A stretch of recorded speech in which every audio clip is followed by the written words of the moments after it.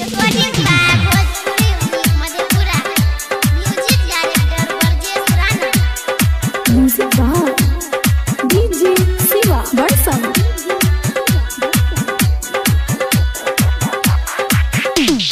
सुन नीतीश जी बात अब की फोन पर,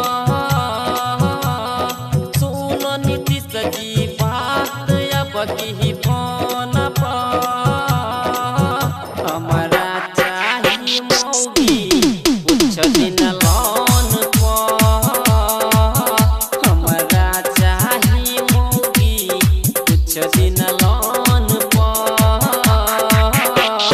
डीजे शिवा बड़सन।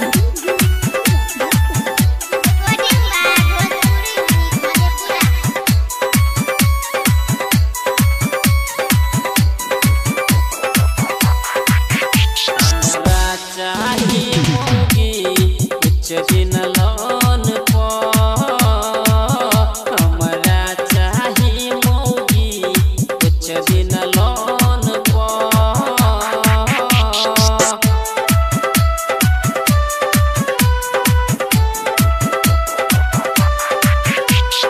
हमरा नहीं बर्दाश्त है छा कर दन कोनो उपाय हो, भागा भागी ही नहीं करबा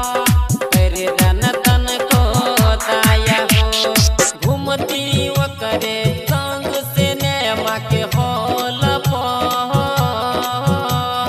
घूमती करे संग से नेमा के हॉल पर, हमारा चाहिए मौगी कुछ दिन लोन पर, हमारा चाहिए मौगी कुछ दिन लोन पर। डीजे शिवा बड़सन।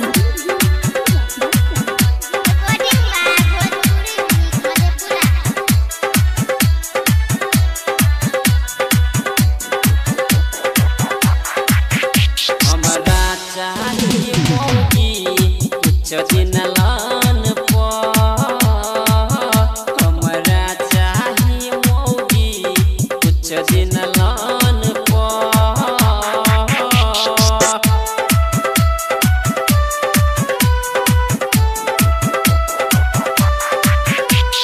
जहाँ गल खटिया पर भैले हमर बिहान हो, हर घड़ी हर पल मोगिया पर रहै छै धियान हो। परम प्रेमी आजर के सके फंड पर,